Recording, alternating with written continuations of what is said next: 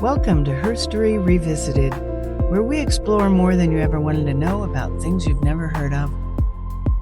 Together we uncover the hidden threads of the past through the eyes of women, the unsung sheroes, innovators, and peacemakers who shaped the world in ways history failed to acknowledge.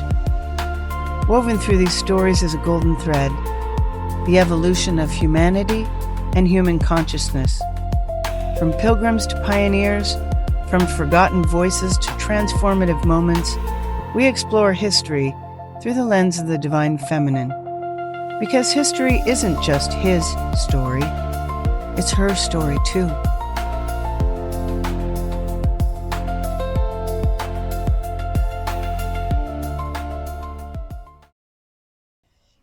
Welcome to this special episode of Her Story Revisited. I'm Pamela Millar. And I'm Sophie Lapierre. And today we're going to be talking and watching video that I personally took of Dolores Cannon in 1996. And what we wanted to talk about particularly is time travel.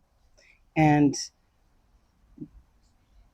we were exploring the idea today that Dolores Cannon may very well have been the time traveler that visited Nostradamus in the 1500s.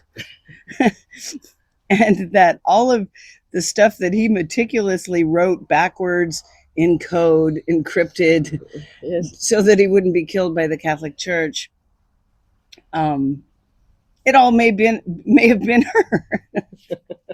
You just never know when you start looking at these things. No, but let me just tell you who Dolores Cannon is. So in the mid-90s, Sophie and I worked for the early companies of the internet that were setting up the technologies that would eventually fuel the internet service providers. Yes. And I was at Netscape, and we were both at Sun, and we ended up in circles of people that were talking a lot about what would it mean if all of the world's religions were available in an instant to anyone. Would there be an elevation of human consciousness if all of the holy books Right. everywhere in the world were accessible to all humans free of charge? Would there be an elevation of common human consciousness all at once? Right. And to that, I would add, to every exoteric, meaning the canonical types of texts. The canon. I'm just saying the canon is the canon of Dolores Cannon. No, but I'm just saying canonical in the sense that what's accepted as the teaching of the Catholic Church, the Muslim religion, the Jewish, and all of that. And there are texts that are the seeds of Abraham. There are texts that have been approved, and these are the texts. Canonical. But in addition to the texts that have been made, these are what people should be reading. There's a lot more. There's a lot, and sometimes even more than what's approved, that has not been filtered to the surface, that has been kept secret in caves, in Vatican libraries, in libraries, in private collections all over the world. And in these books and these texts and these manuscripts and all different material is information that would completely shatter the story that we've been told, because again, it's not linear. And so in these, it would be a complete rewrite of our journey on Earth. So our worldview of history is very, very powerful. And when many humans focus together, it creates industry. Right. And industry creates movements of humanity. Right. And as humans move, worldviews change. Absolutely. And we were on the wave of globalization. We were trained at a diplomat school for intensive language training. And what's interesting about languages is they are almost all about someone's worldview relative to the cosmos. So either it's a Christian worldview, which is primarily the colonialist, white supremacist almost overview of how the world should work, and a lot of the myth that Christianity gives, that the Bible is all of human history and not just Right. the lineage of one tribe. Absolutely, which is more that than all of human history, because there's so much. And there were more. so many other books not included in the Bible. Correct. So if you're a translator and you're listening to, and you're a theologian, which both of us are, or you want to know more, you know that there's more, and you want to know how do I find out this more that is out there and not readily available. With the internet, as you were saying, before the internet, you would have had to travel, have access, people let you in. You had to find these special books. Yeah, and you had to look for them in weird places. And you had to know the language, have a translator with you. I mean, there were so many obstacles to getting to the truth and the information that was in there that most of the time, people wouldn't be able to do it. And so the truth becomes obscured by the dogma of the words. And when you begin to compare words and compare literature and compare thought, you begin to see that there's this golden thread across all of humanity, all of human consciousness. And that golden thread seems to keep repeating itself through different movements of history. And some of these people have tuned into historical themes, archetypes, and found whole wormholes of understanding of that period of time. And to me, that is an evidence of time travel. Right. But also, if you look at, because we've done this, through archaeology, we've done this with our own research, the white people, which we're definitely part of, the descendants of the European American, are the one that have kept the idea of sort of more like linear time, not cyclical, not like we're it's behind we're it, and then in front of us, we're going towards progress, but it's like a line, not a cycle, not wheels. The Mayan, the Incas, the all of the great civilizations that came before us were thinking of terms. It was all circular. It was wheel. The beginning and the end history comes back with repeats it repeats itself. So in some ways, the white people, the white traditions kept a little bit of that, but they flattened our journey instead of making it a whole round and repeating itself at certain intervals. And I'm thinking about the movie, the Disclosure, that's coming out, I think, today or tomorrow, and the Anunnaki and how they the continue Sumerian to people. repeat. They say history repeats itself. there was the oldest culture, if you're studying linguistics, the oldest culture that has been translated is supposed to be attributed to the Mesopotamian culture in southern Iraq. That's correct, 3100 BC. About 5,000 or 6,000 years ago. Right. And there was a translator in the late 1980s, and when we were graduating from the Monterey Institute of International Studies, we had heard about this translator who had translated the Epic of Gilgamesh, which was a cuneiform tablet in the British Museum. But it was an epic. It had the whole story, just like you have the Bhagavad Gita. And like this man, Zechariah Sitchin, wrote a book. Well, he published a translation. And he published a translation. And it was basically a story of these extraterrestrial visitors that had come from a very large planet. They were like 25-foot tall giants, and that they genetically modified the hominid race on Earth to be workers in their mines so that they could mine gold. No, not gold. It was cinnabar for mercury. They needed a large amount of mercury, and apparently they were here for hundreds of years, and they genetically the King's List says that one of the kings ruled for 42,000 years, right, and then 27,000 years, right, and then 14,000 years, right, and then I know they lived very long time. Pre-flood, they lived like unimaginable amount of time. And the flood has been proven that not just the flood of Noah, but that 11,900 years ago there was the Younger Dryas. And that was a global flood that inundated literally the entire planet.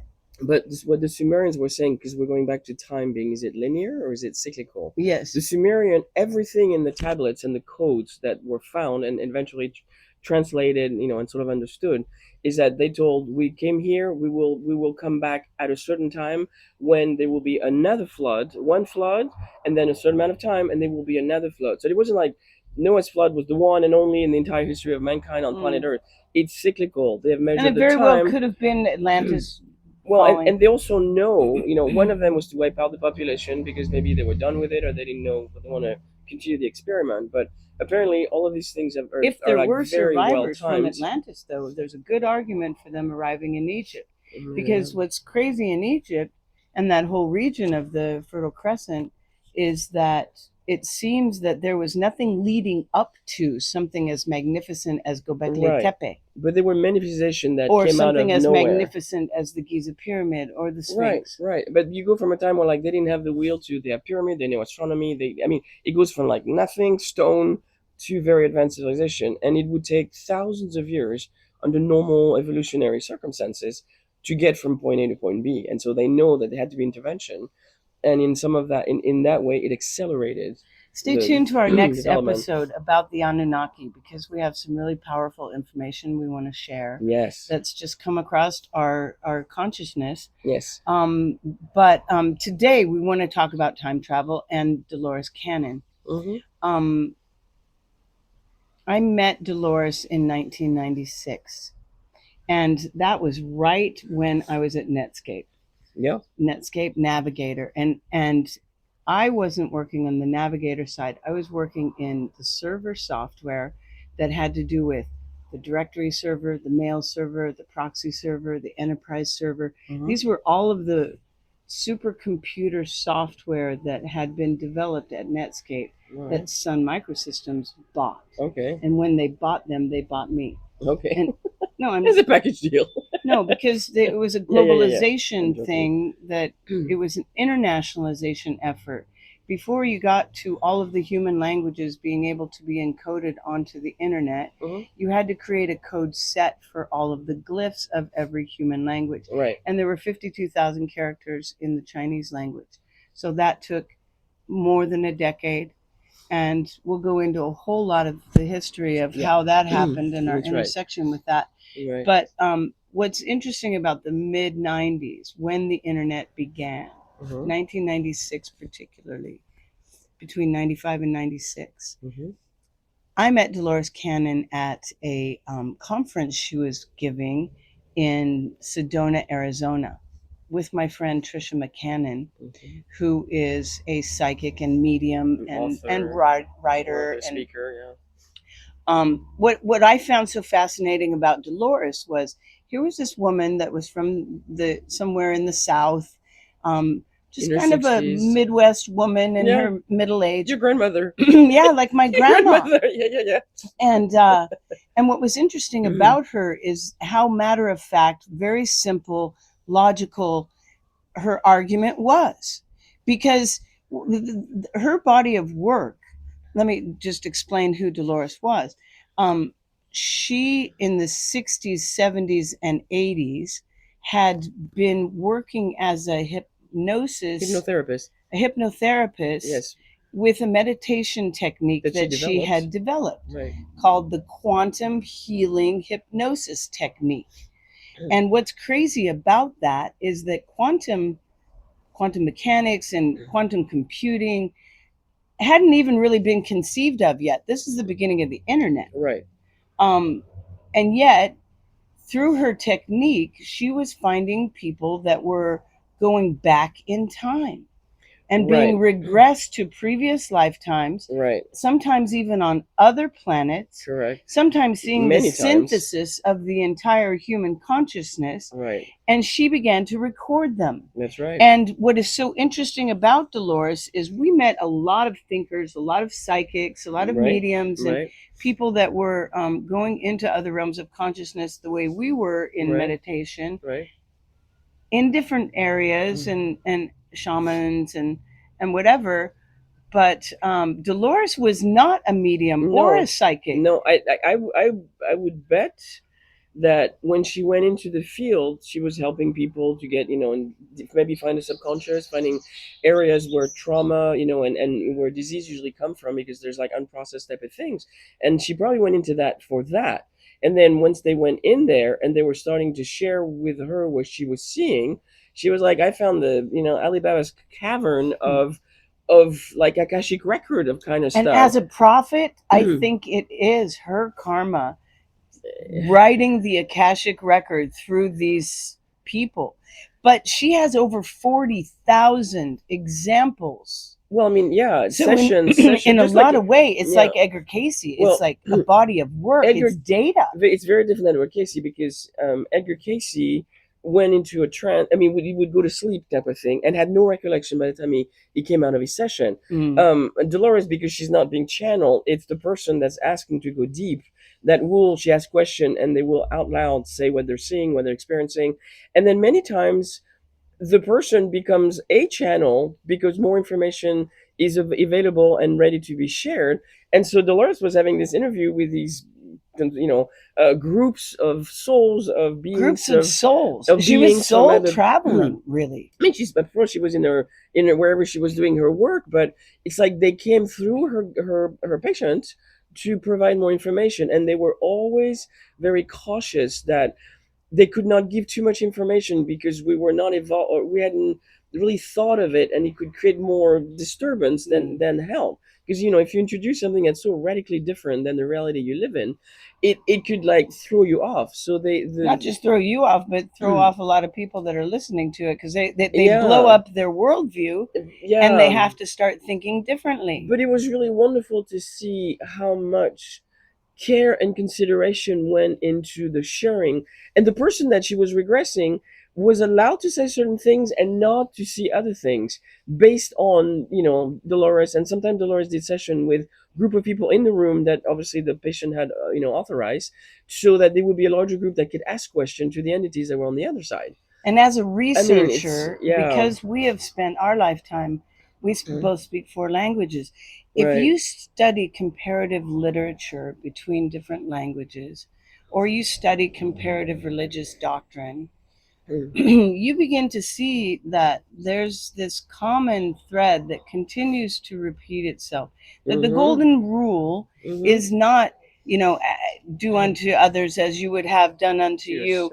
That the golden rule itself is the common denominator to all cultural tradition. That's true. Karma, this idea of as you sow, so shall you reap, and as you tune, so shall you find, and what you focus on expands. Right. And we're all in one suit. We breathe the same air, so we don't want to pollute it because it comes right back to us. We drink the same water. We're all in that same bubble, that same bag of organic material that we create and get to project realities and experience stuff that the pleasant, the unpleasant, the expensive and the contracting. All of that is like, it's like an infinite canva of possibility that we get to experience. And that is precisely what we want to explore, because when you look at the prophetesses, when you look at the prophecy keepers and the people that were sort of psychically tuning into a field of consciousness and coming back with information, channelers and psychics and mediums and so many different people were coming out with information. When you start to cross correlate notes, you start seeing patterns. And what was beautiful about Dolores was that she would have several people that had the same experience. Absolutely. And she goes into, in this tape that we're going to share with you, the first is about her experience with Nostradamus. Yeah. Literally talking about what she calls simultaneous time. Right. And whether or not you in your realm, me in my realm, you in your time, me in my time, is there, when your vibration increases, a common point for the two of you to meet across time? Maybe there's, like, if you think about it, a radio dial, you cannot have 2 stations firing at the same. I mean, you can, but you can, but you can't hear them both. You can't hear them both. Yeah, And it's the signals possible cancel one it can another run. out. Well, it just I mean, our vehicle cannot do that. But maybe in a higher vibration, you can actually meet in sort of this neutral Switzerland kind of zone where you just meet halfway, and then you can go back to your place. But that zone allows both for the lower frequency to increase and the high frequency or the vibration to slightly down, and you found this safe zone, and that could explain a lot of not just Nostradamus. I mean, there's some names that keep popping up because there's only a few of them that have been published and reviewed and all of that. But I think but as a prophet, Nostradamus is super significant because he was so early, even like I don't know, around Galileo's time, maybe after it, but in the 1600s or 1500s, way the heck back there, in time travel. And Dolores may have been the one who intersected his path. So when I met her was 1996, and that was when there was a new cable channel called Arts and Entertainment Network, and they were going to use one of Dolores's lectures as the narrative for the entire film, for the film on Nostradamus, about Nostradamus. So she was just beginning. She had just published her first book in '93, right? And Sophie and I published a book in '93, and so did Trisha McCannon. Right. So we were kind of like hanging with the author group. But think about it; it's incredible because she got new material from someone that's passed centuries before. Yeah. And be able to put it into 1996 or some 94 time frame. And so when they did that documentary, it wasn't just here's the quadrants, here's we think it's mean that, couldn't be that, he predicted this. Look for a link in the description. Yes. To Dolores Cannon's daughter, Julia Cannon, who has also the Quantum Healing Hypnosis Technique. Sure. She has a whole community, and she's continuing the work and training more people so that more and also look for the link to Dolores's film about Nostradamus. But right now, let's watch the clip from our personal archive filming Dolores Cannon in 1996. Was she, and is she still, one of America's time travelers? And we'll tell. Maybe.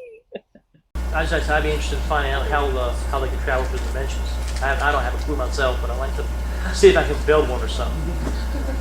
Okay, I'm kind of getting ahead of myself here, but what I'm finding out is, see, a lot of them are not from our physical dimension here, our physical world.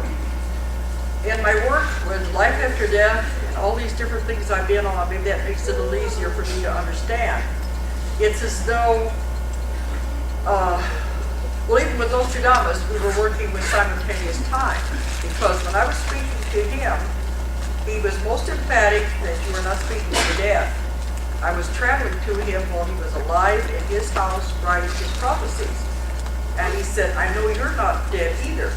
And he said, he didn't even want to know how he was going to die, he didn't want me to tell him his future. Now, if that's true, it means simultaneous time, which I don't understand, I have a hard time explaining. Means everything is occurring at the same time rather than the linear fashion we think it is. So he said, if that is true, then there are other worlds existing at the same time we are. We just can't see them because everything they say is vibrating at a different rate. Our world, our physical world, is vibrating at a very low rate, a very slow rate. They don't like to come into this because it affects their body. And it bothers them when they come into this dimension. But there are many more around us. In my book, Keepers of the Garden, we went into lives where people are living in these other dimensions and worlds there where you don't even need bodies. It's a whole other way of thinking. You have to keep a very open mind in this kind of work. You can't say this is the only way it is, because your mind can be expanded to such a huge degree. But they claim that it may not be a physical planet in this galaxy that they are from. They may be from another planet in one of these dimensions that we can't see because of the vibration.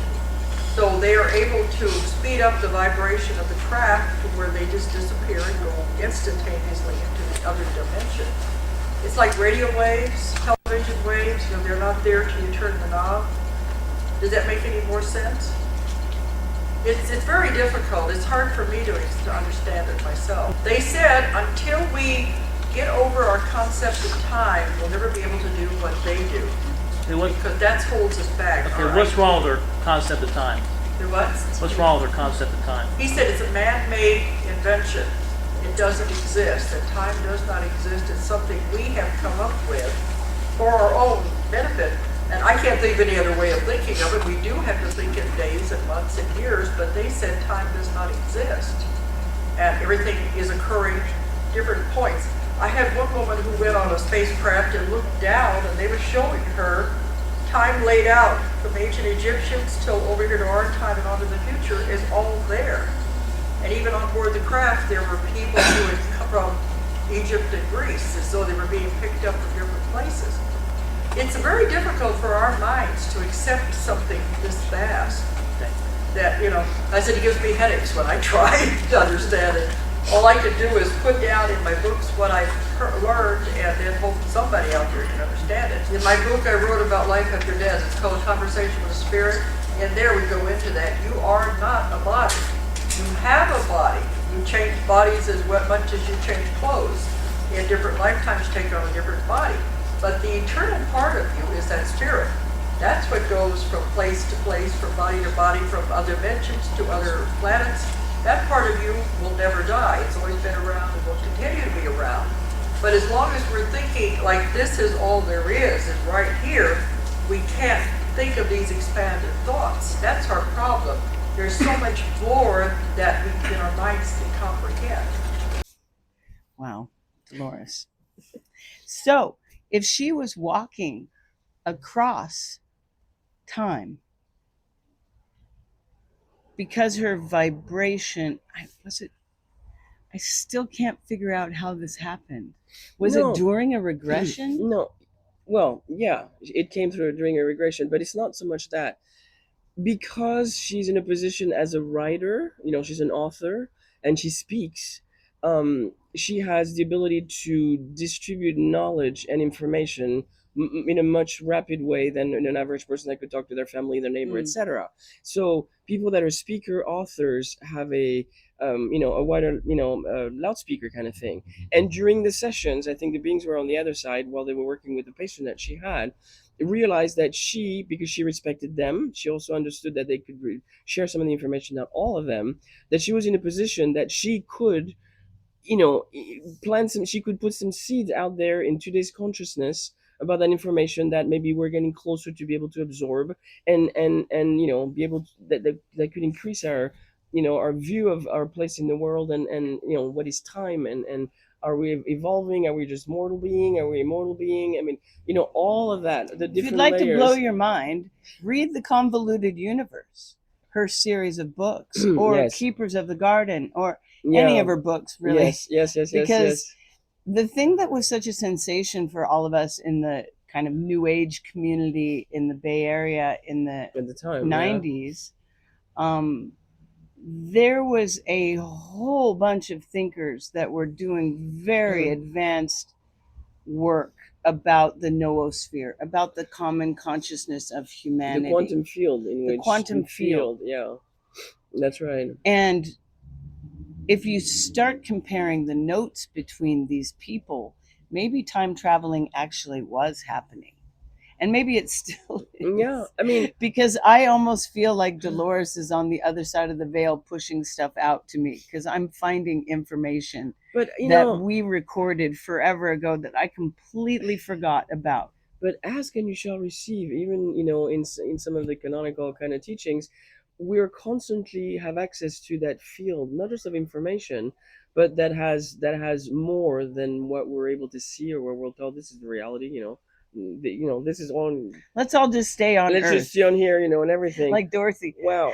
Dorothy was talking about, oh, this is mind blowing. So you're saying, she said, doesn't it usually mean that your conscious, your rational mind is controlling the balloon? And I said, mine tries to. To be able to survive in 3D, you have to filter down to what you need to just digest, function. and the human brain is only capable of a certain spectra of light, and a Yeah. certain spectra of sound. But because of that, we have to sleep, and when we sleep, our soul leaves the body and continues its journey, its learning, its education, its refinement, its multidimensional muscle. The body has to be asleep because the body couldn't handle it. It has to regenerate. It has to get optimized and everything, and then the spirit, which is light only, gets out and continues. So all of us, and I'm absolutely convinced of that. Whether we remember our dreams or not, I tend to not very rarely. I mean, I have impressions and stuff when I wake up, but I know that I'm doing stuff at night because sometimes I have little things that, like, oh, what was I doing there? We all do that. So we're all time traveler, and we're all multidimensional travelers. Yeah. Maybe not time And exclusively. this is what I meant when I was talking with Dorothy about phase states, because I believe that when we're in a silent reverie, that's a time travel. We're moving out of time. Right. When we read a book, it transports us to another time. When we watch a movie and we're really into it and we really believe those characters. Anytime we're doing one thing, we're focusing on one thing, and we almost lose time. We lose this like chatter and everything, and we focus our mind, our spirit and mind onto one thing. Then we go to eternity. Then we go to, yes, exactly. We step out of time. So it's not a constant in the way that we're told. It's a perception that's necessary for living in a three-dimensional world.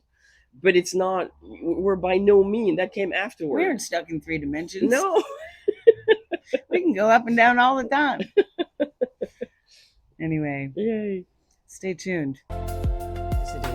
If you enjoyed today's episode, follow the show, share it with someone else who loves a good story, or leave a review. It helps us to keep this channel going. Thank you for coming by, and until next time, stay curious and keep asking questions. We'll see you soon.